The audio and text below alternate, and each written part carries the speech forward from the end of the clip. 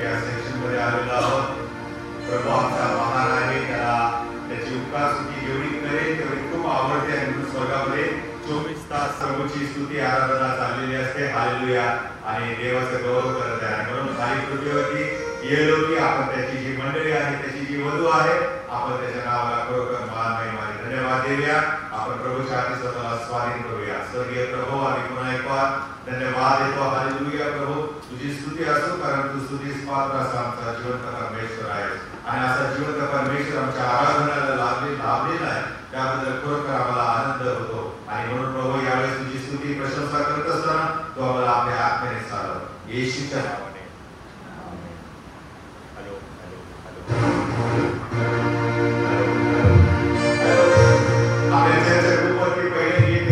तेरा प्यारे महान तेरा प्यारे जहां, मैं जो पहले बोलता था तूने डाली उसमें जान.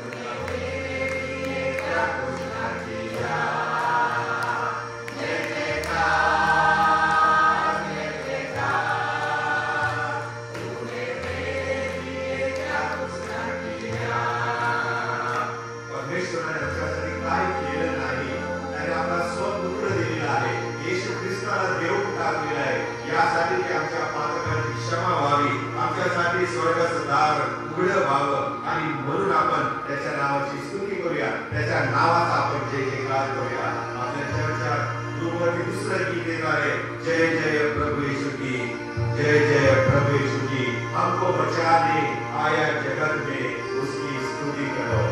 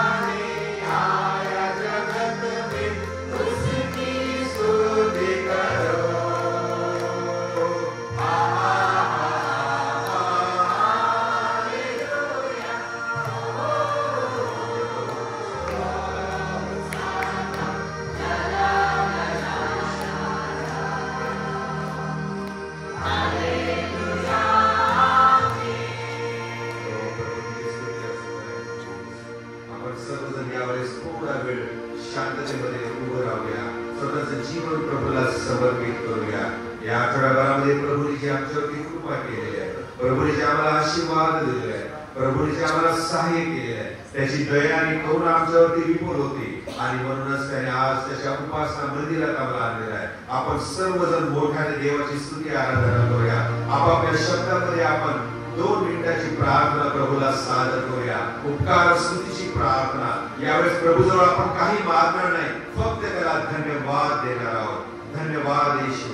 मोठ्याने आपण स्वतःसाठी देवाच्या गौरवासाठी आपण 2 शब्द प्रभू समोर सादर करूया. Hallelujah, hallelujah. प्रभू आम्ही तुझी स्तुती करतो, धन्यवाद देतो. प्रभू तू दया करणारा परमेश्वर आहे. प्रभू तू करुणा करणारा परमेश्वर आहे. आमची गरज पाहून करुणा करणारा तू देव आहेस. गेल्या आठवड्यात प्रभू तू आमचं सहाय्य केलंस, माझं सहाय्य केलंस, शक्ती पुरवलीस, सामर्थ्य दिलंस. संकटामधून जात असताना, मोहपाशातून जात असताना, अडचणीमधून जात असताना प्रभू तू संत राहिलास. खरोखर प्रभू तू इमॅन्युएल देव आहेस, आमच्या संगती राहणारा देव आहेस. जे तू आश्वासन दिलंस, जे तू वचन दिलंस प्रभू, त्याप्रमाणे तू जाणारा परमेश्वर आहे. याची अनुभूती प्रभू तू आम्हाला या आठवड्यामध्ये येऊ देस. हालेलुया. प्रभू तुझी स्तुती करीतो. खरोखर प्रभू देव आपण तुझ्या नावाला मान, महिमा आणि धन्यवाद देतो. ओ प्रभू परमेश्वर पिता, येशू तुझं गौरव असो, पित्या तुझी गौरव असो, पवित्र आत्म्या तुझं गौरव असो. आपण यावेळेला तिसरं गीत गाऊ आणि गीत गात असताना आपण आपलं जीवन प्रभूला समर्पित करूया. तीसरं गीत आहे शारोन का गुलाब है तू मेरा मसीहा.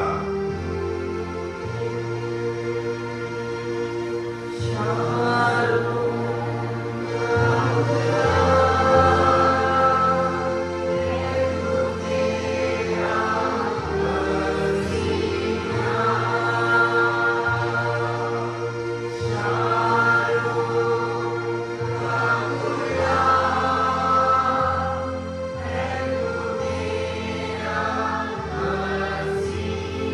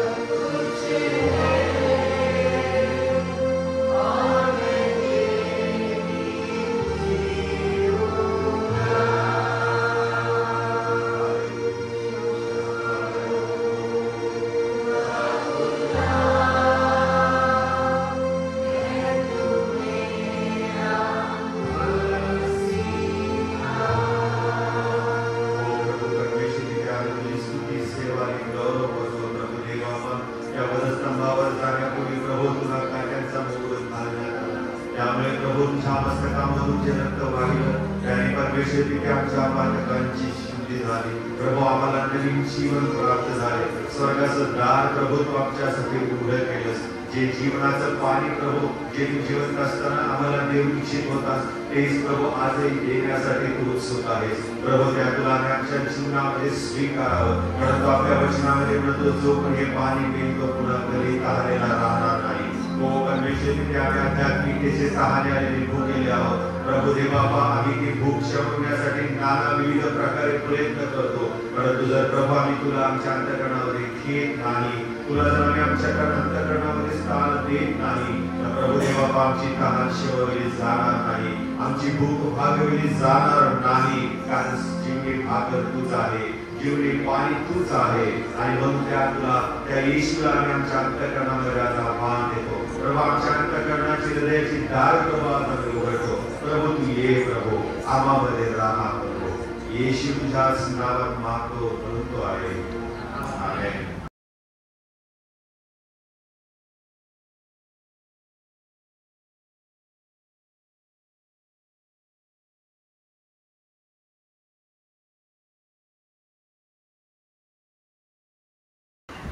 देवाच्या नावाला मान महिमा आणि धन्यवाद असो. आपण सर्व आनंदित आहोत. काही काहींचे चेहरे जरा मला चिंताजनक वाटतात, काहींच्या चेहऱ्यावर प्रश्नचिन्ह दिसत आहे. आनंदी आहात बरं? मनापासून हे दुःखी आहे पण देवाची स्तुती असो. आपण पैसे तुम्हाला मागितले कमिटीने आणि पैसे आले आणि लवकरात लवकर आपल्या चर्चची सन्माननीय पास्टर कमिटी पीएस सिस्टम लवकरात लवकर घेऊन येतील असा आपण विश्वास धरूया आणि समस्या जी आहे कायमची दूर होईल, नाही का? येणाऱ्या दिवसामध्ये बऱ्याच गोष्टी आपल्याला करायच्या आहेत आणि बायबल स्टडी मला सुरू करायची आहे आणि चर्चमध्ये नाही करणार. आणि म्हणून असा विचार केला की गुगल मीट वरती आपण शास्त्राभ्यास करायचा आहे. आणि म्हणून ज्यांना गुगल मीटची माहिती आहे कशा प्रकारे आपल्या चर्चमधून 101 माणसं आपल्याला बायबल स्टडीसाठी उपलब्ध होतील ती मला कृपया मदत करावी. तुम्ही नाही मदत करणार तर मी बाहेर मदत घेईनच म्हणा, परंतु पहिला मान तुमचा आहे. आणि म्हणून आपल्या मंडळीमध्ये जर कोणाला गुगल मीट कसं ऍडजस्ट करायचं, कसं सुरू करायचं वगैरे ऍड कसं करायचं याचं ज्ञान असेल तर माझ्याशी कृपया संपर्क साधावा. आजचा जो विषय आहे तो 3 प्रियकरांच्या विषयी आहे. 3 प्रेमी आणि फार सुंदर टायटल आहे. त्याला टायटल आपल्या पंचांगामध्ये वेगळा आहे परंतु त्याचा जो गोषवार आहे तो मी फक्त 2 शब्दात घेतलेला आहे. 3 प्रेमी. आपल्या चर्चा ग्रुपवरती माझ्या आजच्या उपदेशाची रूपरेषा मी काढलेली आहे.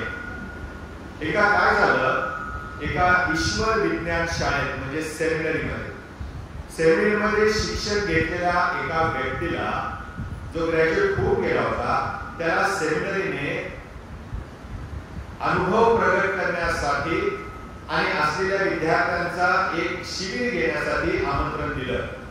आणि मग ही व्यक्ती मोठ्या आनंदाने पुन्हा त्या सेमिनरीमध्ये गेली आणि मग त्या ठिकाणी प्रश्नोत्तराचा तास सुरू झाला.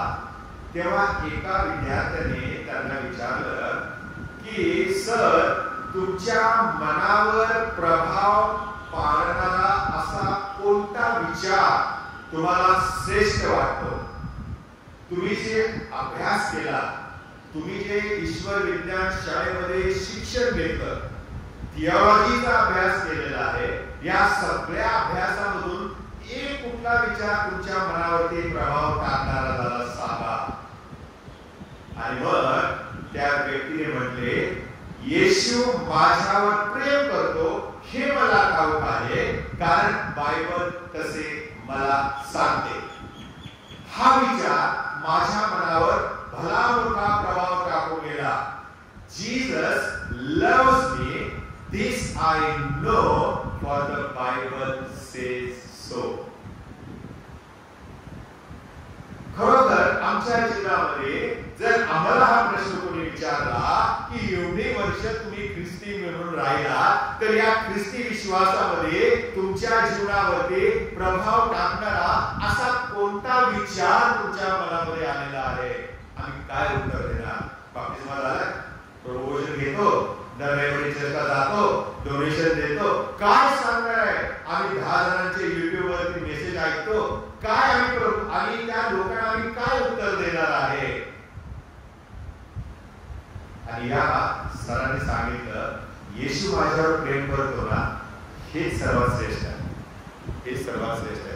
योहानाने आपल्या सुवर्तमानामध्ये, योहानाने आपल्या तिन्ही पत्रांच्या मध्ये याच गोष्टीला हायलाइट केलेलं आहे.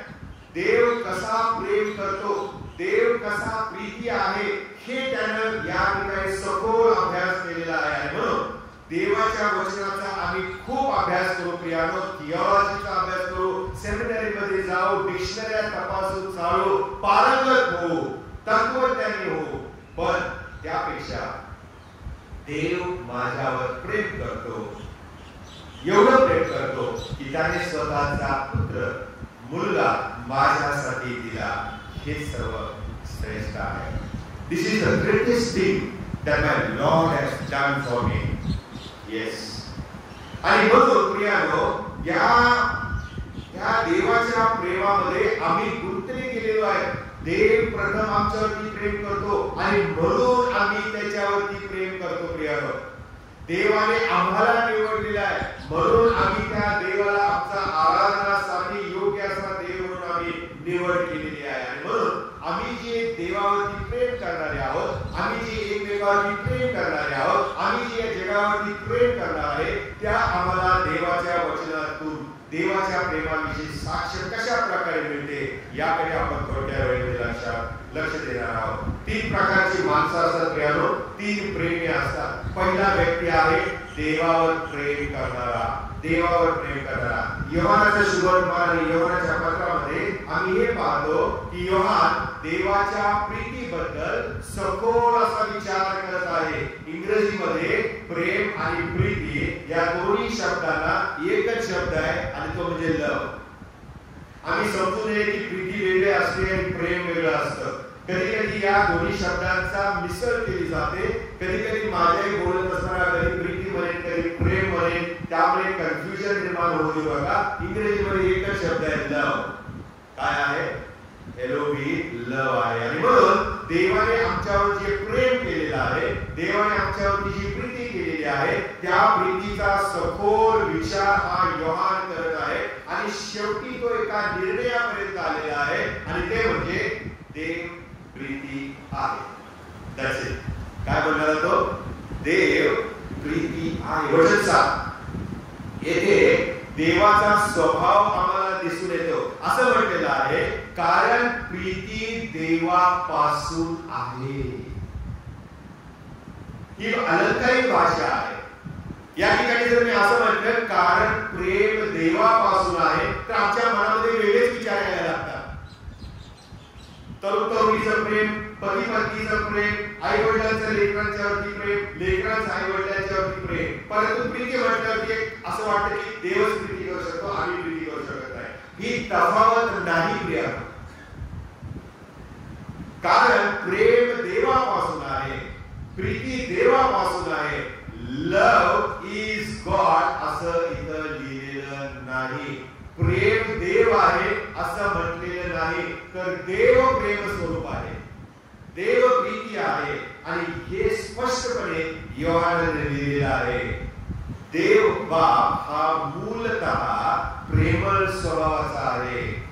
आणि हे योहान प्रकर्षाने आपल्या लिखाणामधून आमच्या समोर प्रकट करतो. आणि याच्यावरून आम्हाला समजतं की देव देखील आमच्याबद्दल विचार करत असतो. देव आमच्या प्रत्येकाच्या जीवनाबद्दल विचार करतो, तो योजना आखतो, तो आम्हाला हवे असलेल्या आशीर्वादांची योजना आखतो, तो आम्हाला नेत असलेल्या संकटाची योजना आखतो, तो आम्हाला परीक्षेची योजना आखतो. जसं टीचर स्कूलमध्ये मुलांच्या परीक्षेच्या काळामध्ये त्यांचे परीक्षेचे पेपर तयार करतात, तशा प्रकारे आपल्याकडे गेल्या वर्षी आपण प्रश्नमंजुषा सादर केली नाही का?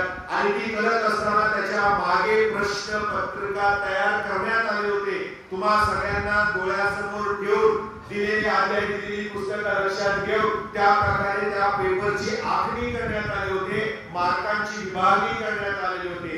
परमेश्वर देखील असंच प्रत्येकाच्या जीवनाबाबत करतो. नुसते आशीर्वादांची योजना आखत नाही, तर परीक्षा, मोह, पास, संकट या सगळ्या गोष्टी या जगामध्ये राहत असताना आम्ही त्यातून कशा प्रकारे ताऊस लागून पण देवापर्यंत पोहोचू शकू याची तो योजना आखत असतो. Is not a silent God. तो गप्प राहिलेला देव नाहीये, तो शांत बसलेला देव नाहीये, त्याला काही काम नाहीये आणि आता तो मेघावर आरूढ येणार, मग आम्हाला घेऊन जाणार, मग आमची तो उद्ध्वस्त करणार, असं अजिबात नाही. He is working. आणि म्हणून येशू काय म्हणाला, मी जातो आणि तुमच्यासाठी I make a place for you. तो जागा आहे, ही इज वर्किंग. स्वर्गामध्ये तो आमच्यासाठी काम करत आहे, यासाठी की आमचा आनंद द्विगुणित व्हावा, आमचं जीवन विपुल व्हावं. आणि म्हणून मला माहिती आहे आमच्या स्वर्गाच्या घरामध्ये काय काय आहे, पण एक मात्र निश्चित आहे की देव आमच्या बद्दल आज विचार करत आहे. He is preparing a place for us, कारण ही लव्स अस, कारण तो आमच्यावर प्रेम करतो. आणि अशा देवाची आपण भक्ती, आराधना आणि सेवा करतो. किती चांगली गोष्ट आहे. Don't take it for granted. म्हणून देवाला आपण हलकं समजू नये. प्रत्येक गोष्टीला मर्यादा असते. योहानाच्या काळामध्ये देव प्रीती आहे, गॉड इज लव्ह, हा कन्सेप्ट त्या लोकांना फार वेगळा होता. ग्रीक लोकांच्या डोक्याच्या वरून जाणारा विचार होता. त्यांना ही कल्पनाही नव्हती की देव प्रेमळ आहे, देव प्रीती आहे. हे कसं शक्य आहे? त्या काळामध्ये देव क्रोधाविष्ट आहे, देव मंदक्रोध आहे, देव न्यायी आहे, पाप्यांना सजा देणारा आहे, त्याला पाप आवडत नाही, पवित्र जीवन जगलेलं आवडतं. अशा कल्पनांनी लोकांची मने भरलेली होती. त्यामध्ये योहान असं म्हणतो, देव प्रीती आहे. एक नवीन कन्सेप्ट, एक नवीन विचारधारा योहानाने त्या काळच्या जगामध्ये मांडली. ते आज का काय चालू आहे, कारण देवाचा स्वभावच योहानाने प्रगट केला. देव कसा आहे? तो प्रीती आहे, तो प्रीती आहे, तो प्रेमळ आहे. आणि म्हणून प्रियानो, या जगातील जे देव आम्ही समजतो, त्याचे स्वभाव जे आम्ही ओळखतो, त्यापेक्षा येशू ख्रिस्त ह्या जगी या देवाचं प्रेम प्रगट करू लागला. हो प्रिय. आणि म्हणून तो म्हणू शकला आपल्या शिष्यांना की ज्यांनी मला पाहिले आहे त्यांनी देवाला पाहिले आहे. देव कसा आहे, पिता कसा आहे, लुक ॲट मी. अरे शरणाला मला वधस्तंभावर घेऊन देणाऱ्याला पण मी सोबत ठेवलाय, तो त्याच्या कामाने जाईल. देव असंच करतो. शत्रूंच्यावर प्रेम करायला परमेश्वराने आम्हाला शिकवलेलं आहे, कारण देव कसा करतो. येशूने देखील आपल्या वैरावर प्रेम केलेलं आहे. आणि म्हणूनच योहानाने म्हटलं, प्रेम, प्रीती देवापासून आहे, कारण देव प्रीती आहे. प्रेम देवापासून येतं. देव हा प्रेमाचं स्तोत्र आहे, उगम स्थान आहे. आणि म्हणून त्याचा अनुभव आम्ही आमच्या स्वतःच्या जीवनामध्ये घेतला तरच आपण देवाचं प्रेम इतरांना दाखवू शकतो आपल्या कृतींच्या द्वारे. हो, देव हा पापाचा धिक्कार करतो, पण पाप्याचा स्वीकार करतो. पाप करणाऱ्या व्यक्तीवरती तो प्रेम करतो. प्रेम विसरता कामा नये. देव आमच्यावरील त्याच्या प्रेमाचं दर्शन कसं करतो पहा बरं. योहानाचं पहिलं पत्र 4 अध्याय 9 वचन. देवाने आपला एकुलता एक जन्मलेल्या पुत्राला जगात पाठवले आहे, यासाठी की त्याच्याद्वारे आपल्याला जीवन प्राप्त व्हावे. यावरून देवाची आपल्यावरील प्रीती प्रगट झाली. देवाने येशूला आपल्या पुत्राला या जगात पाठवले यासाठी की देवाची आमच्यावरील प्रीती प्रगट व्हावी. तुम्ही आणि मी जर इतरांच्यावर प्रेम करतो, देवाची प्रीती प्रगट करतो, तर ती दिसून आली पाहिजे, ती आमच्या कृतीतून दिसली पाहिजे. हे योहान आम्हाला सांगत आहे. आम्ही जिवंत आहोत ना, हेच मुळे आमच्यावरील देवाच्या प्रेमास्तव. देव आमच्यावर प्रेम करतो. प्रियानो, आम्हाला काही चुकले तरी तो आमच्यावर प्रेम करतो. आम्ही जर प्रार्थना केली नाही तरी तो आमच्यावर प्रेम करतो. आम्ही जर देवाचे वचन वाचलं नाही, राहून गेले एका दिवशी, तरी तो आमच्यावर प्रेम करतो, आमचा धिक्कार करत नाही.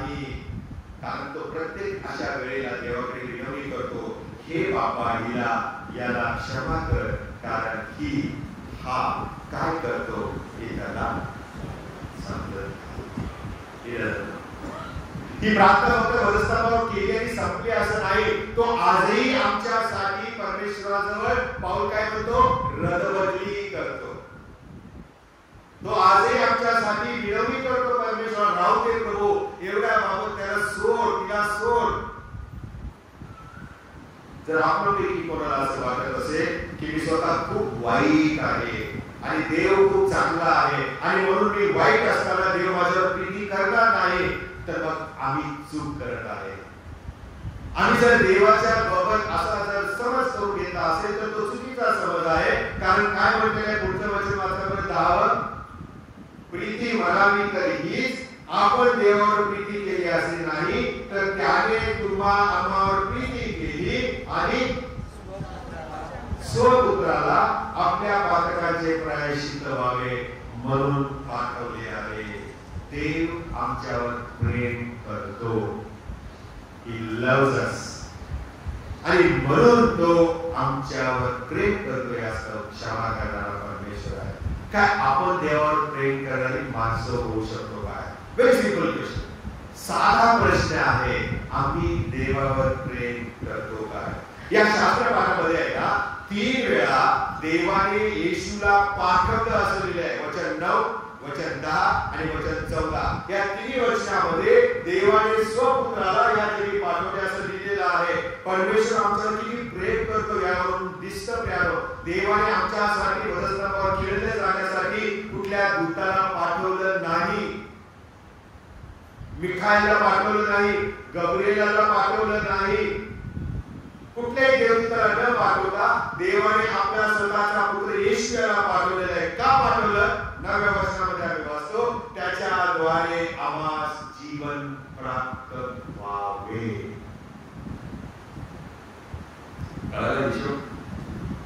दूताला जर पाठवलं असतं ना तर आम्हाला जीवन देण्याचा अधिकार दूतांच्याकडे नाही, तो फक्त देवाकडे आहे.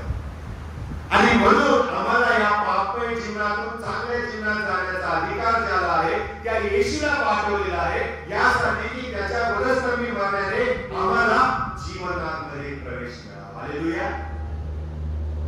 हे सत्य आहे त्याच्या वचनामध्ये, ही शिकवण आहे प्रियानो. आणि म्हणून प्रभू येशू ख्रिस्ताला देवाने आम्हाला जीवन प्राप्त व्हावे यासाठी भूतलावर पाठवले. 10व्या वचनामध्ये आम्ही वाचतो, त्याने येशूला आमच्या पापाचे प्रायश्चित्त व्हावे म्हणून पाठवलेले आहे. सेमिनरीचे अभ्यास करत आहेत किंवा ज्यांचा अभ्यास झालेला आहे त्यांना माहिती असेल की आपण थिओलॉजी मध्ये एक शब्द शिकलेलो आहे, प्रोपिशिएशन. PROPITIATION. प्रोपिशिएशन म्हणजे समाधान करणे. परमेश्वर आमचा हा क्रोधाविष्ट देव नाही की ज्याला आपण अर्पण केले आणि आमच्यावरचा त्याचा क्रोध आम्ही घालवून टाकला.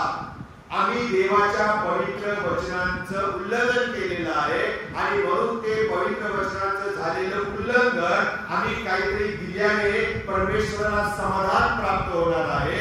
आणि म्हणून प्रभू येशू ख्रिस्ताला देवाने या भूतली पाठवलेला आहे. देवाने तुमच्या आणि माझ्यामध्ये येशूला घातलेला आहे, त्याला मध्यस्थ केलेला आहे आणि आम्ही जे पवित्र नियम मोडलेले आहेत, उल्लंघन केलेलं आहे, यासाठी परमेश्वर दुःखी झालेला आहे. त्याला समाधान मिळावं यासाठी प्रभू येशू ख्रिस्ताची योजना देवाने स्वतः केली आहे. म्हणून योहानाचं पहिलं पत्र 4था अध्याय 4व्या वचनामध्ये म्हटलेलं आहे, पित्याने पुत्राला जगाचा तारणारा म्हणून पाठवले. परमेश्वर आमच्यावर प्रेम करणारा परमेश्वर आहे. म्हणून प्रभू आम्हावरती खूप प्रेम करतो आणि याच कारणास्तव त्याने आपल्या पुत्राला जगाचा तारणारा म्हणून पाठवले. कुठे लिहिले माहिती? योहानाचं पहिलं पत्र 4था अध्याय आणि 4व्या वचनामध्ये, ज्यावेळेला प्रभू येशू ख्रिस्त जन्माला त्यावेळेला दूतांनी ही सुवार्ता सांगितली होती, तू त्याचे नाव येशू ठेव, कारण तो आपल्या लोकांस त्यांच्या पापापासून तारेल. ही सुवार्ता आज आम्हाला काही वर्षांनी योहानाने लिहिलेल्या या पत्रामध्ये पाहायला मिळते. आणि म्हणून प्रियानो, आम्ही आता स्वतःला प्रश्न विचारूया की प्रभू, मी ती व्यक्ती आहे का जी तुझ्यावर प्रेम करते, जगावर प्रेम करणारी? दुसरा मुद्दा आहे प्रियानो, आणि तो म्हणजे देवावर प्रेम करणारे. दुसरा मुद्दा आहे जगावर प्रेम करणारी व्यक्ती. तिमोथेला दुसरं पत्र 4था अध्याय 9 ते 11 वचनामध्ये आम्ही वाचतो. संत पाऊल लिहित आहे तिमोथेला आणि तो असं म्हणतो की तू होईल तितके करून माझ्याकडे लवकर ये. पाऊलाला तिमोथेची गरज भासली. का भासली? कारण त्या संत पाऊलाबरोबर त्याच्याबरोबर सेवा करणारे जे लोक होते ते निघून गेले. कारण काय माहिती का? कारण काय असं म्हटलेलं आहे, देमास नावाचा एक मनुष्य होता. देमास याला सुख, कुठलं सुख? ऐहिक सुख, जैविक सुख प्रिय असल्यामुळे तो मला सोडून गेलेला आहे. संत पाऊल देखील देवाची सेवा करत होता, परंतु सोबत असणाऱ्या माणसाचं लक्ष सेवेपासून जेव्हा इतर गोष्टींकडे वळतं प्रियानो, त्यावेळेला माणसं सोडून द्यायला सुरुवात करतात. येशूलाही लोकांनी सोडलं. एवढाचा सुवर्णात 6व्या अध्यायात लिहिलेला आहे. जेव्हा तो देवाच्या वचनातून त्यांची पापे दाखवू लागला, त्यांना सुधारण्याचा प्रयत्न करू लागला, तेव्हा त्या गर्दीतून लोक निघून चालले. आणि मग येशू आपल्या शिष्यांकडे वळाला आणि म्हणाला, तुम्हालाही जायचंय का? जा, कारण तुम्ही गेले तर मला दुसऱ्या माणसांची भरती करता येईल. हो भैया, संत पाऊलाला देमास सोडून गेलेला आहे. त्याच्यानंतर तो कुठे गेलेला आहे? थेसलोनिकेला गेलेला आहे. मग क्रेकस नावाचा गलतियाला गेलेला आहे. तीत नावाचा दालमितियास गेलेला आहे. माणसं सोडून चालली. पाऊलामध्ये फॉल्ट होता का? पाऊलाची चूक होती का? आता तो नेतृत्वच करत होता आणि नेतृत्व करत असताना त्याच्या चांगल्या गोष्टी काय नाही आवडतात, त्याच्या चांगल्या गोष्टी काय नाही आवडत नाही. ज्यांना आवडत ते सोडून जातात, ज्यांना आवडते ते सोबत राहतात. तिमोथेवरती पाऊलाचा फार मोठा विश्वास होता, कारण तिमोथे हा सुवार्थिक होता, पाऊलाचा चांगला मित्र होता आणि पाऊलाचा तो आध्यात्मिक पुत्र होता असं म्हटलेलं आहे. He was a spiritual son of Saint Paul. आणि म्हणून त्या तिमोथेला तो असं म्हणतो, तू होईल तितके करून माझ्याकडे लवकर ये. पुढे असं म्हटलेलं आहे, लूक मात्र माझ्या जवळ आहे. कोण जवळ आहे? पाऊलाच्या. सोडून जाणारे गेले, पाऊलाचं काम थांबलं का? नाही का? लूक त्याच्या जवळ होता आणि मग असं म्हटलेलं आहे, मार्गाला आपल्या बरोबर घेऊन ये, कारण तो सेवेसाठी मला उपयोगी आहे. वॅकन्सीज लगेच पाऊलाने भरायला सुरुवात केली. देवाचं काम थांबत नाही हो. माणसाने थांबवण्याचा खूप प्रयत्न केला, परंतु देव त्याचं काम थांबवू देत नाही. तो म्हणाला, तुम्ही नाही ओरडणार तर What do you think of yourself? आणि मी कोण आहे? तुम्हाला जरी मी सृष्टीचा मुकुटमणी म्हणून मनुष्याला निर्माण केलेला असेल, पण जर तुम्ही माझं गौरव केलं नाही, you will zero. तुम्ही शून्य होणार. आणि म्हणून तो म्हणतो, लूक माझ्या जवळ आहे, मार्गाला तुझ्यासोबत घेऊन ये, कारण तो सेवेसाठी मला उपयोगी आहे. तुकिकाला मी विश्वास पाठवले आहे, जो माझा झगा तो असा कार्पाजवळ राहिलाय, तो येते वेळी घेऊन ये. आणि मग पुढे असं म्हटलेलं आहे की पुस्तकं आणि विशेष करून चर्मपत्र ती पण घेऊन ये. अलेक्झांडर तांबटाने माझे पुष्कळ वाईट केले. पावलाचे पण वाईट करणारी माणसं होती त्या काळात. आणि तो लिहितोय काय लिहितो की त्या अलेक्झांडर तांबटाने माझे पुष्कळ वाईट केले, त्याची फेड त्याच्या कर्माप्रमाणे प्रभू करेल. प्रभू करेल. येस. पुढे जाऊया. आम्हाला काही पुढे वाचत जायचं नाहीये, परंतु आम्ही या ठिकाणी पाहतो प्रियानो की पाऊल तुरुंगामध्ये होता आणि आपल्यावरती ही वेळ येऊ नये म्हणून त्याच्या सोबत असलेले काही लोक घाबरले. आम्हाला याच्यासारखं तुरुंगात टाकतात की काय, म्हणून त्यांनी जगावर प्रेम केलं. देमास सोडून गेलेला आहे, त्याच्यानंतर तीत सोडून गेलेला आहे, क्रिस्टेस सोडून गेलेला आहे, अनेक लोक सोडून गेले, कारण ते विश्वासामध्ये टिकून राहण्याच्या पात्रतेचे नव्हते. कधी कधी ख्रिस्ती जीवनामध्ये आमचा प्रवास कठीण असतो प्रियानो. कधी कधी आमच्यावरती आमच्या प्रवासामध्ये अनेक जण प्रियानो कमकुवत असतात आणि ते प्रभूला सोडून जातात, प्रभूपासून दूर जातात. पण आम्ही विसरता कामा नये की समस्या सर्वांना असतात. जो मनुष्य जन्माला येतो त्या सर्वांना समस्या असतात, पण या समस्येबद्दल आपण काही करू शकत नाही. याचा अर्थ असा आहे तुमची समस्या जर तुम्हाला सोडवता येत नाही तर ती देवाच्या हाती सोडवता येईल. Let it handle. देवाला त्याच्यावरती उपाय शोधू द्या आणि मग पहा परमेश्वर कशा आपल्या योग्य रीतीने या समस्या सोडवू लागतो. आणि म्हणून आम्ही जगावर प्रेम करणारी माणसं असू नये. ज्यांनी जगावर प्रेम केलं ते देवाच्या सेवकांना आणि देवाच्या सेवेला सोडून निघून गेले आहे. तिसऱ्या प्रकारची व्यक्ती आहे आणि ती म्हणजे इतरांच्यावर प्रेम करणारी व्यक्ती. The one who loves others. योहानाचं पहिलं पत्र 4 अध्याय 11 वचन वाचा बरं. प्रियजन हो, देवाने जर आपल्यावर अशा प्रकारे प्रीती केली तर आपणही एकमेकांवर प्रीती केली. देवाने आपल्यावर जर अशी प्रीती केली तर आपणही एकमेकावर प्रीती केली पाहिजे. एकमेकावर म्हणजे कोण हो? विचार करायला लागलो. एक कोण आहे? आम्हाला जे आवडतात ते, का आमच्या घरातले तेच, का आमच्या नातेवाईकातले तेच, की मी जी काही चूक करेल, कोण आहे ते एकमेक? आणि मग मी शास्त्रामध्ये शोधू लागलो त्यावेळेला परमेश्वराने मला मत्त्याच्या शुभवर्तमानामध्ये नेलं. मत्त्याचं शुभवर्तमान 5वा अध्याय आणि 44व्या वचनामध्ये येशू असं म्हटलं. येशूच्या मुखातले शब्द आहे, मी तर तुम्हाला सांगतो तुम्ही आपल्या वैऱ्यावर प्रीती करा, शत्रूवर प्रीती करा आणि जे तुमचा छळ करतात त्यांच्यासाठी आतुरी घेऊन बसा म्हटले का? जे तुमचा छळ करतात त्यांच्यासाठी प्रार्थना करा. येशूने सांगितलेलं आहे. तुम्ही त्याच्या विरोधात जायचं नाहीये, त्याच्या विरोधामध्ये भांडण करायचं नाहीये, त्याच्या विरोधामध्ये खल निर्माण करायचं नाहीये. Who are you? तुम्ही कोणाचा न्याय करू नका यासाठी की तुमचा अन्याय होईल. जे तुमचा छळ करतात, मानसिक, शारीरिक, बौद्धिक कसलाही छळ असो, प्रभू येशू असं म्हणाला त्यांच्यासाठी प्रार्थना करा, कारण प्रार्थनेमध्ये सामर्थ्य आहे. काय आहे? सामर्थ्य. दुसरी गोष्ट, जे आम्ही इतरांच्यावर प्रेम करण्याची एकमेकावर प्रेम करा, म्हणजे तुम्ही तुमच्या कुटुंबावरती प्रेम करा. इफिसियन्स पत्र 5वा अध्याय 33 पासून पुढे आम्हाला पाहायला मिळतं प्रियानो. आणि हीच गोष्ट आम्ही पाहतो प्रेषितांची कृत्य 16वा अध्याय 27 ते 34 वचनामध्ये. ज्या वेळेला त्या जेलरने पाहिलं आपल्या तुरुंगामध्ये कैद असलेले पाऊल आणि इतर सर्व शिष्यवर्ग पळून गेले ते दिसले नाही, तेव्हा तो लटलट कापू लागला. त्याला स्वतःच्या नोकरीची चिंता पडली, त्याला बायकोची चिंता पडली, लेकराची चिंता पडली. आता माझं कसं होईल? माझ्या अधिकाराकडे असलेले कैदी पळून गेले आहेत. त्यावेळेला अंधारामध्ये उभे असलेला संत पाऊल काय म्हणाला? घाबरू नको, आम्ही इथं आहोत. आणि त्याला आनंद पण झाला आणि घाबरला पण होता. डोळ्यात अश्रू पण उभे राहिले असतील आणि एका झटक्यात त्याचे विचार बदलले. माझी नोकरी टिकली, माझं कुटुंब टिकलं. आणि मग तो धावत गेला असेल, मिठी मारली असेल त्या अंधारामध्ये. आणि मग संत पावलाने त्याला सुवार्ता सांगितली. त्या येशूवर त्या जेलरने, त्या तुरुंगाच्या अधिकाऱ्याने विश्वास ठेवला आणि मग त्याने त्याला आपल्या घरी गेले आणि मग घरच्या त्या पावलाने सुवार्ता सांगितले. सगळ्यांचा बाप्तिस्मा रात्रीच करून टाकला. कुठं फॉर्म भरला? कुठंच नाही भरला.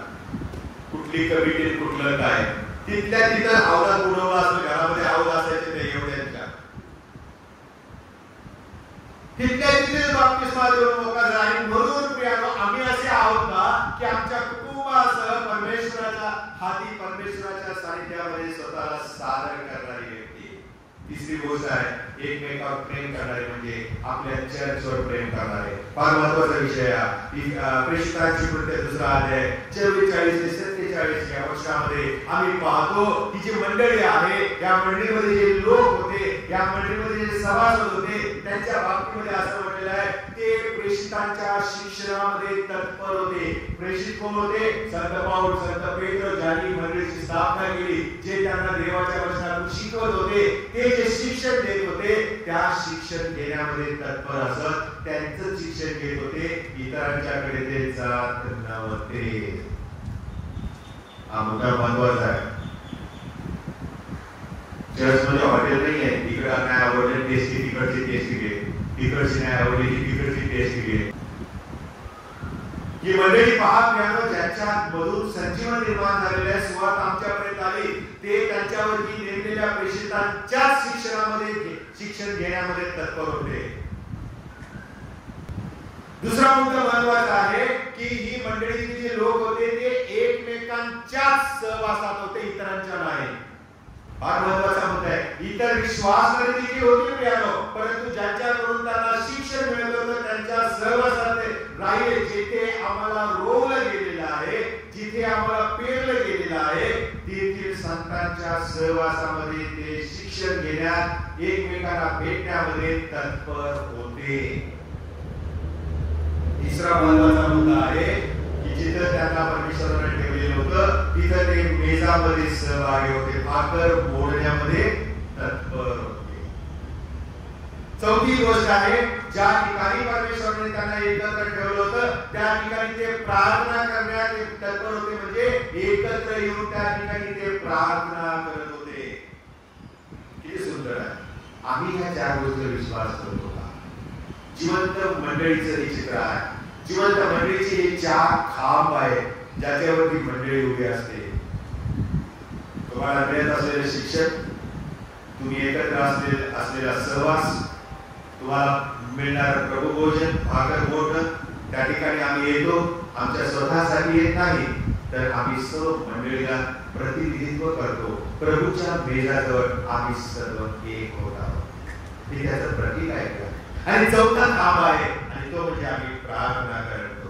प्रार्थना करण्यामध्ये आम्ही एकत्र येतो. वचन 11 मध्ये असं लिहिलेलं आहे, प्रेम हे कृतीतून व्यक्त होणं गरजेचं आहे. वाचा बरं कुठेतरी योहानाचं पहिलं पत्र 4 अध्याय आणि 11 वचन काय लिहिलेलं आहे त्या ठिकाणी?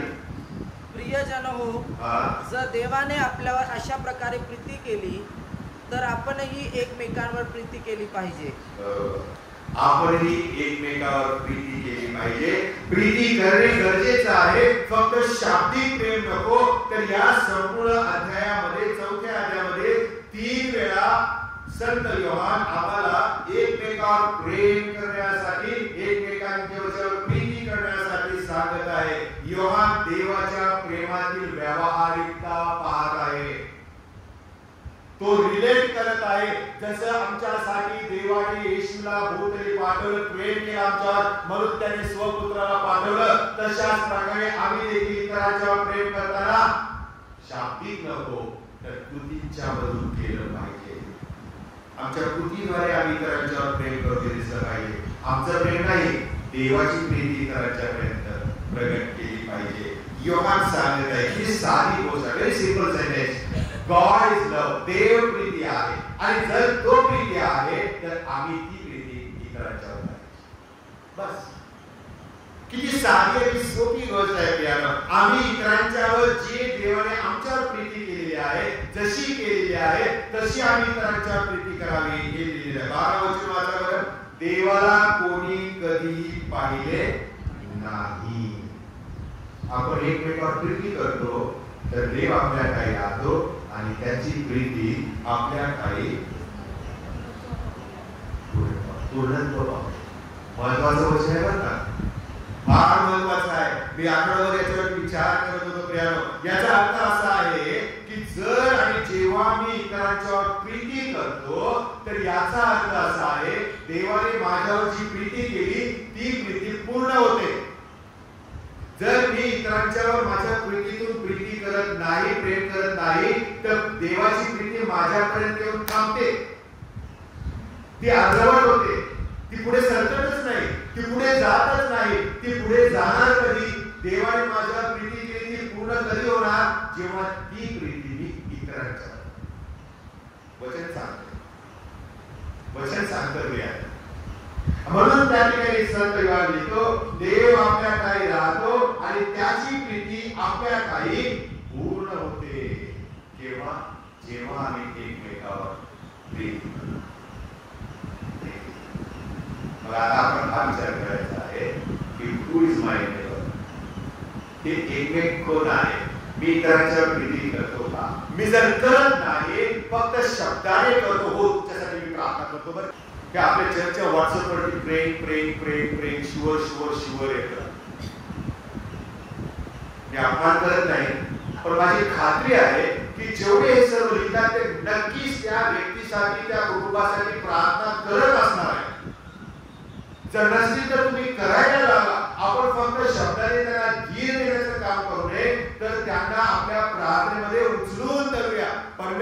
त्यांना कृपेच्या सिंहासनाजवळ उचलून धरलं. हे आम्ही त्याच्यामध्ये महत्वाचं दाखवत आहोत. भले प्रेम म्हणून टाकल्यानंतर नसेल तर तुम्ही प्रार्थना कदाचित बसमध्ये असो, ड्रायव्हिंग करत असो, ट्रेन मध्ये असो, पण नंतर जेव्हा आम्हाला शांत वेळ मिळतो तेव्हा जरूर प्रार्थना करा. कारण यू हॅव प्रॉमिस, तुम्ही त्यांना वचन दिले, प्रेम म्हणून, शुअर म्हणून डू इट.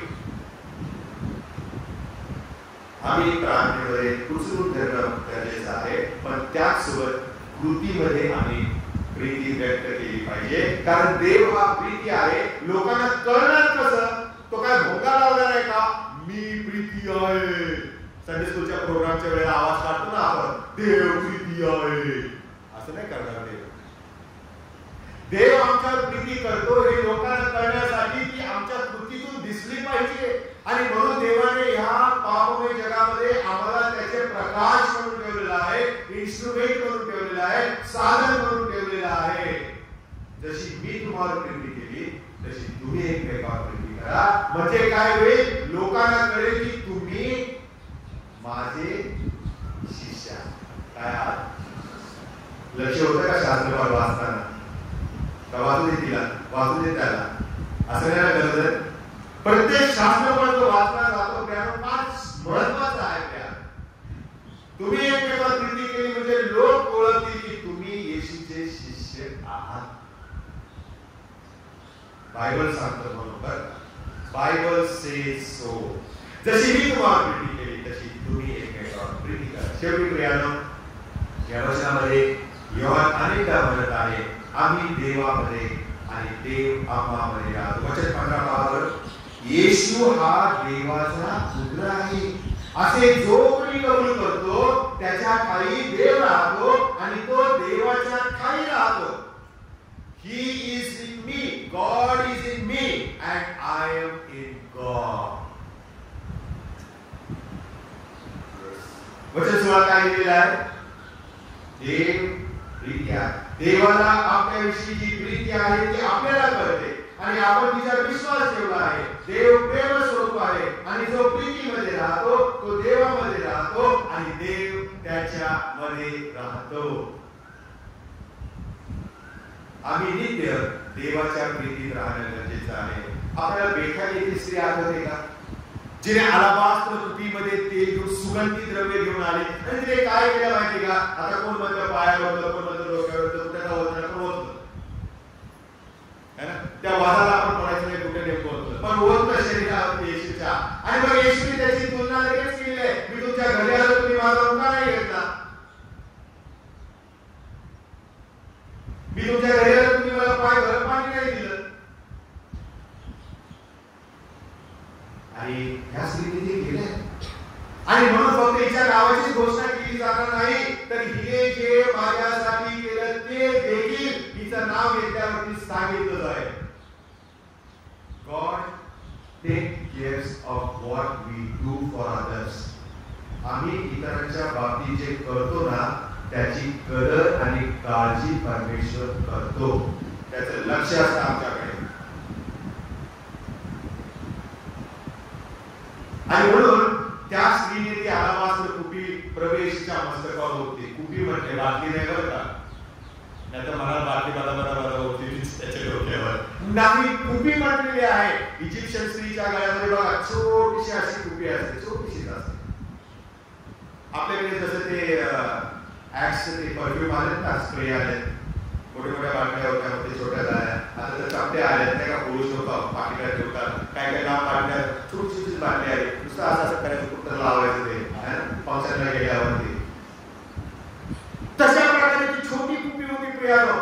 ती कुपी एका होती संपली, पण त्या कुपीमध्ये प्रेशियस असं द्रव्य होतं, सुगंधी द्रव्य. आणि असं म्हटलेलं आहे की त्या स्त्रीने ती कुपी सगळी येशूच्या मस्तकावर ओतली. सगळं तिने आपलं महत्वाचं जे मूल्यवान होतं ते प्रभूला देऊन टाकलं आणि तिच्या त्या सुगंधी द्रव्याचा सुगंध त्या घरामध्ये, कुष्ठरोगी शिमोनाच्या घरामध्ये दरवळला. डोकं फिरलं एवढाच. काय पाहिजे? हे एवढं महाग परफ्यूम विकलं असतं तर 300 रुपये मिळाले असते.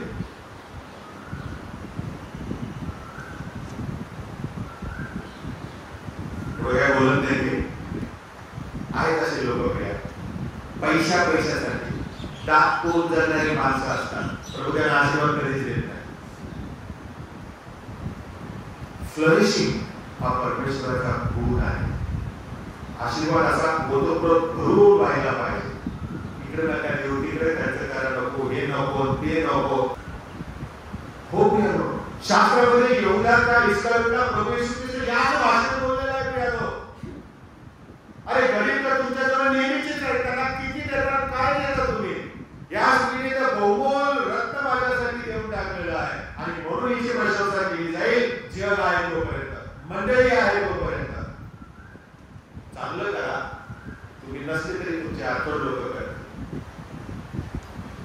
आणि म्हणून प्रियानो, या ठिकाणी मला हेच सांगायचं आहे की त्या स्त्रीने, पापी स्त्री होती बघा, त्या चांगली नव्हती, पण प्रभू येशूने तिची प्रशंसा केली.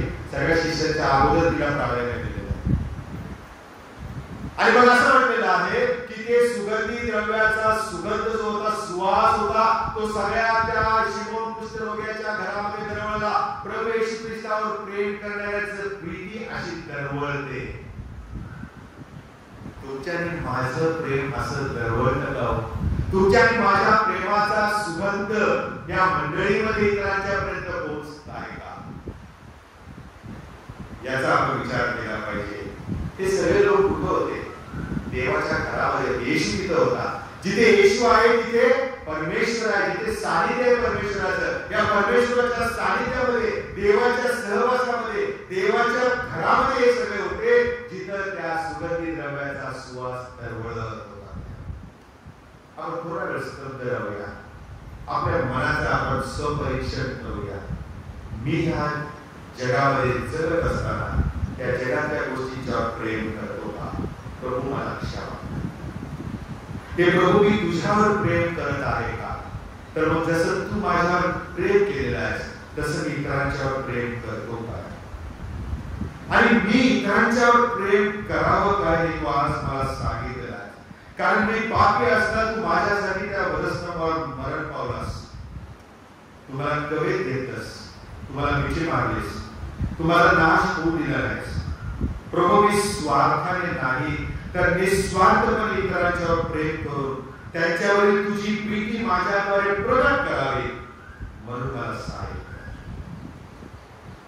येशूच्या नावात मागतो.